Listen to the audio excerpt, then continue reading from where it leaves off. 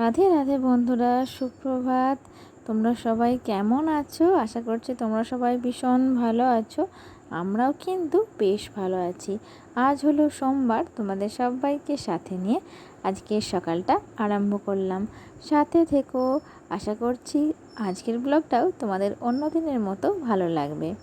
তো ঘুম থেকে উঠেই আগে ফ্রেশ হয়ে নিয়ে ব্রাশ করে নিলাম। আর ব্রাশ করার পর ভাবলাম অন্যান্য দিন যেমন মোছার আগে বেসিনটা মুছি, কিন্তু দেখছি এই কদিন কি বলতো, ছেলে উঠে পড়লে কোনো কাজ করব ভাবলে সেটা আর হয়ে উঠছে না। তো সেই জন্যই করব না করে একদম করিয়ে ফেললাম। তো বেসিনটা একবারে পরিষ্কার করে মেজে নিলাম। তারপর দেখো, এই যে হ্যান্ড ওয়াশের ছোটো কৌটোটা আছে, ওটা না ফুরিয়ে গিয়েছিল।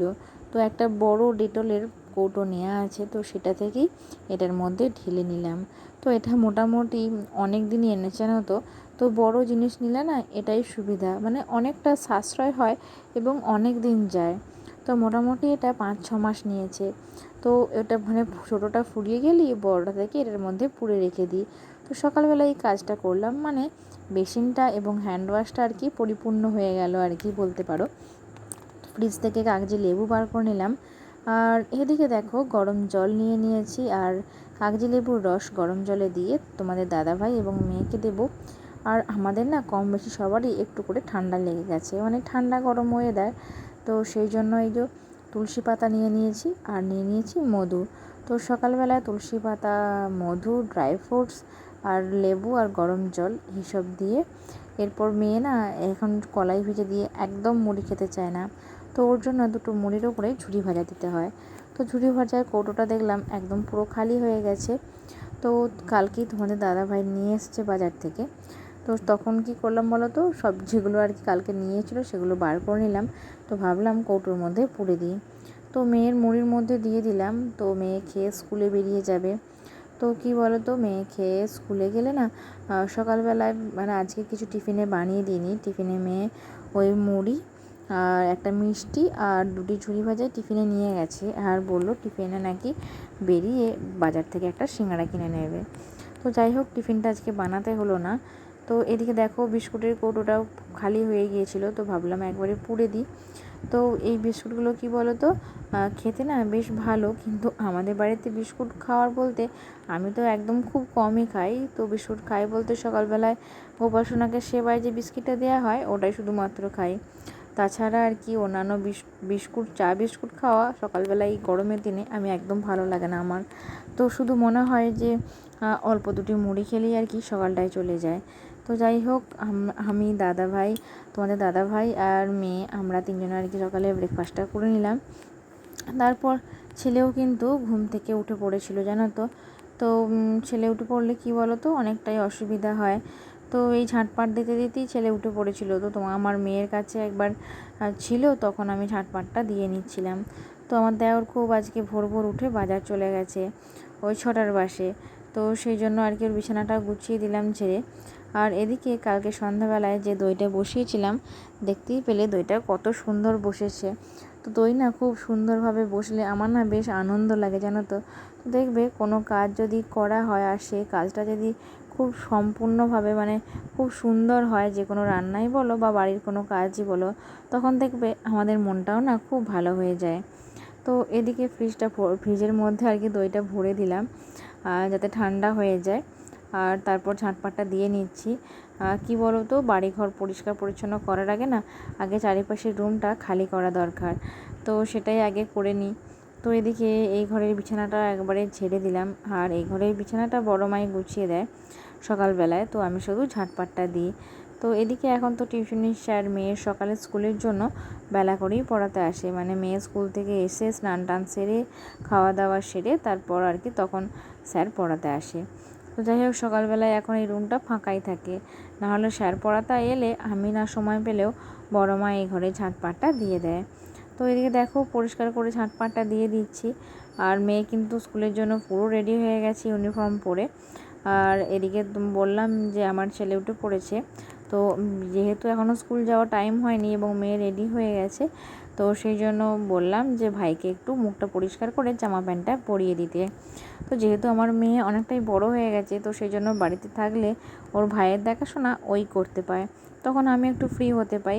তো যেহেতু ঝটপটটা মানে শেষ করতে হবে, তো মেয়ে স্কুলে চলে গেলে আর সময় পাবো না। আর এদিকে তোমাদের দাদা ভাইও কিন্তু সকালবেলায় মেয়েকে স্কুলে দিতে যায়, যেহেতু সকালবেলায় খুব সকাল সকাল রাস্তাগুলো ফাঁকাই থাকে, আর মেয়েকে না একা ছাড়ি না।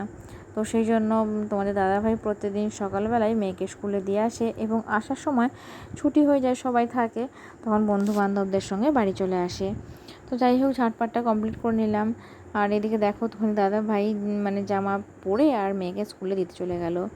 তো তারপর এতক্ষণ তো ব্লগ বন্ধ, মানে ভিডিও আর কি বন্ধই ছিল, করতে পাইনি যেহেতু ছেলেকে নিয়েছিলাম অতক্ষণ।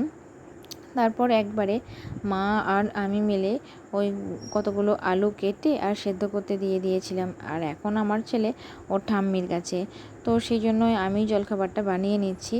তো এদিকে মিক্সার গ্রাইন্ডারে টমেটো, আদা, শুকনো লঙ্কা এগুলো পেস্ট করে নিয়েছিলাম, আর এখন কড়াইয়ের মধ্যে নুন, হলুদ, জিরে গুঁড়ো দিয়ে দিলাম। তো মশলাটা ভালো করে রেডি করে নিই। তো যতক্ষণ না মশলাটা থেকে তেল বেরিয়ে আসে ততক্ষণ একটু ভালোভাবে নাড়াচাড়া করে ভাজা ভাজা করে নিলাম। তারপর এই যে সেদ্ধ করে রাখা আলুটা এরপর দিয়ে দেবো, যেহেতু দেখো মশলাটা থেকে তেলটা বেশ ভালোভাবে বেরিয়ে এসেছে। আর আলুটা সেদ্ধ করে রান্না করলে না খুব তাড়াতাড়িভাবে হয়ে যায়, না হলে কিন্তু সেদ্ধ হতেও অনেকক্ষণ টাইম লাগে। আর এই যে মশলাটা কষানো হলো, আর যদি সেদ্ধ করে আলুটা না দিই না, অনেকক্ষণ যদি ফোটে মশলাটার টেস্ট থাকবে না। তো সেই জন্যই আর কি সেদ্ধ করে নিয়ে করাটাই আমার মনে হয় বেস্ট হবে। তো এদিকে দেখো মিস্ত্রির মানে রং মিস্ত্রিরা কাজে লেগে পড়েছে, আর আমাদের একদিকে দেয়ালটা প্রাইমারটা দেওয়া হয়ে গেছে। তো ওই মিস্ত্রিরা কিন্তু মুড়ি খাবে, তো সেজন্য অনেকটা পরিমাণে বানালাম।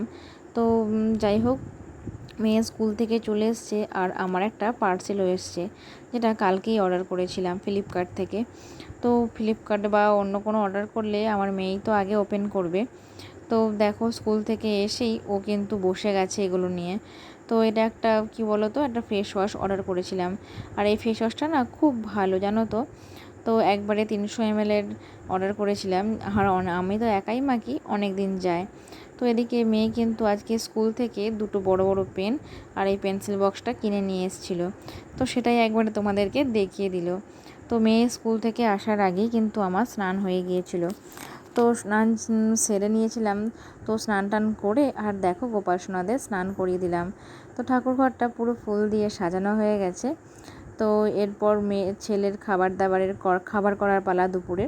তো ছেলের জন্য রোজকার মতো শিঙেল মাছ ভেজে নিলাম। তো অন্য দিন ঝোল করি, আজকে না ঝোল করলাম না। আজকে ছেলের জন্য একটু পেঁপে দিয়ে সয়াবিন দিয়ে ডাল বানিয়েছি কুকারের মধ্যে, আর ওই মাছটা ভেজে রেখে দিয়েছি। তো রোজ রোজ না একই ঝোল খেতে ভালো লাগে, কার ভালো লাগে বলো? আমাদের যেমন ভালো লাগে না, তেমন তো ছেলেরও ভালো লাগে না। আর এদিকে তোমাদের দাদাভাই যখন মেয়েকে স্কুল থেকে যখন দিয়ে বাড়ি আসছিল, তখন এই বাটা মাছগুলো এনেছিল। তো বাটা মাছগুলো একবারে ভাজতে বসিয়ে দিলাম। তো যে জলখাবারে মুড়ি খাওয়ার বাসনগুলো হয়েছিল সেগুলো সব ধুয়ে নিচ্ছি। আর মোটামুটি কি বলো তো, জেঠু, কাকু, আমি, আমার ছেলে, মেয়ে সবাই মিলে খাওয়ার পর না অনেকগুলো বাসন হয়ে যায়, আর রেখে দিলে কিন্তু আরও বেশি হয়ে যাবে, মানে পরপর বাড়তেই থাকবে। তো সেই জন্য একবারে ধুয়ে নিলাম। তো কি বলো তো, ছেলে না শরীরটা বেশ ঠিক নেই, মানে এই গরমের জন্য না 3 থেকে 4 বার পটি করছে। তো সেই জন্য ছেলেকে না এখন দুধটা দিইনি, ওকে একটু গুড় দিয়ে মানে মুড়ি খাইয়ে দিলাম। তো পটি করলে কি বলো তো, গরুর দুধটা দিই না। তো এইদিকে দেখো মানে কি বলো তো, বাচ্চাদের শরীর যতই হোক মানে একটু মেনটেন করে না চললে না ঠিক থাকে না। তো সেই জন্য ছেলেকে বেশিরভাগ সময় কি বলো তো, ওই বেশিরভাগ যে বাইরের খাবারগুলো সেগুলো একদম দিই না। আর কি বলো তো, ছোটো ছেলে বায়না তো করেই, তো সেই জন্য আর কি ওকে ভুলিয়েও রাখতে হয়। তো এদিকে দেখো বাসনগুলো সব ধোয়া হয়ে গেল।